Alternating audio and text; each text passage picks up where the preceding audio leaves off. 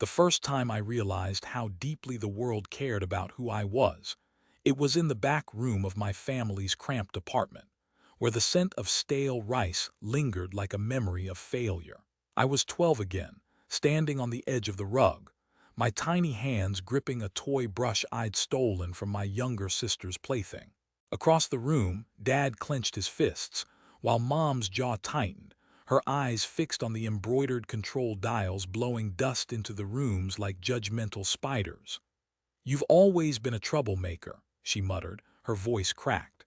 "A child who pretends to care too little." The words he'd said had crushed something inside me, a child's stubborn spark that refused to be extinguished. By 15, I'd traded my bedroom for a case of paint in my pocket, sketching worldview on scrap paper.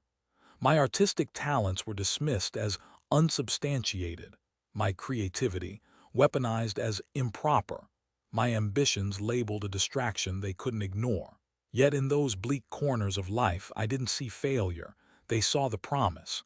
Art wasn't just about beauty here. It was a lens through which to see truths too raw for home. They told me I'd never adapt, never lead. Until the days blurred into nights and I began to understand. The pity they gifted me wasn't ignorance, it was a shield. They feared what I wasn't yet. I learned to absorb their scorn without crumbling, shaping their worst fears into the very tools that build my future. School projects I despised became teachers for resilience. Friendships I dismissed faded into footnotes. My name became a whisper, my dreams a silent challenge. But progress demanded persistence. The first exhibition was a disaster, a lopsided collage of half-efforts, mocked in gossamer threads. Yet at the gallery opening a stranger observed stiffly. "The piece, it's you," he murmured. The realization struck. My work wasn't a spectacle, it was reflection. Years passed. The cycle tightened. I returned to my family not as the fool they once called me, but as the architect of our reality. My mastery turned ecosystems into thriving landscapes, my stories into heirlooms. My drive crystallized, no longer a flicker but a solution. Yet when I stood on that porch where Mom first glimpsed my cedar-hued walls after decades of paint strokes, silence fell, a weight I'd avoided noticing. The revelation came not at a party, but in the quiet aftermath of a family dinner. Mom, her hair curled like old vines, found me seated beside the kitchen table. "We expected a salad," she said, voice low. "Not this." She gestured to the room where my painted canvases now leaned against mantels like trophies. "This is what we built. We thought we'd rebuild something less." I met her eyes, the ache in my chest a displacement rendered manageable. "You used to call it ridicular. I called it a language, and now," my throat tightened, "they think I'm fragile. But they'd scoff when they see the child in me reformed." She leaned forward. "What did they tell you?" The question hung, heavy as static. I'd spent years teaching myself to hold space for what others denied me.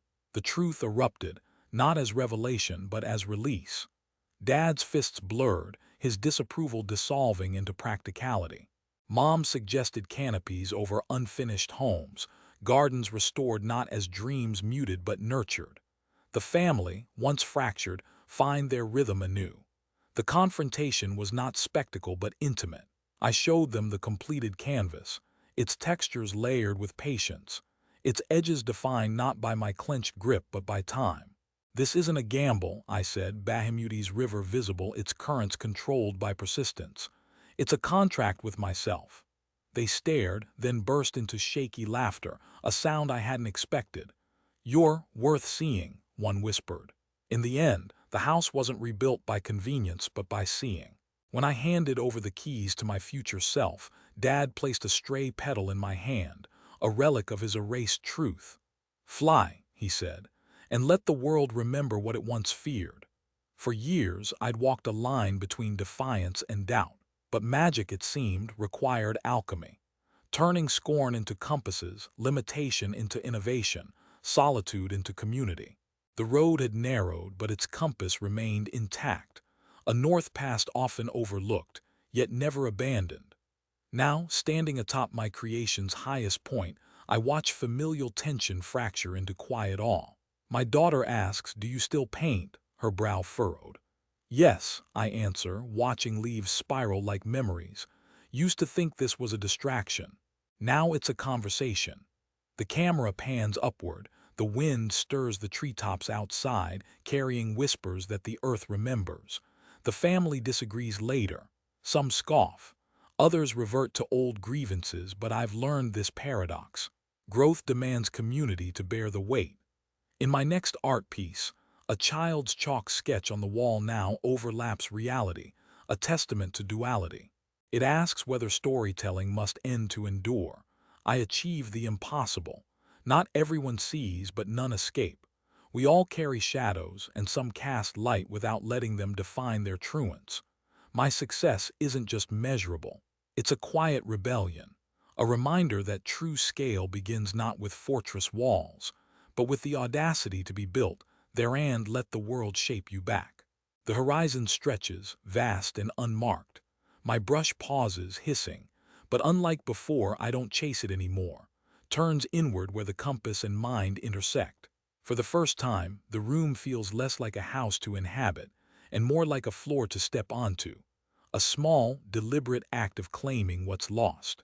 The wind carries a melody toward me, ancient and vibrant, and for the first time I let it join my song.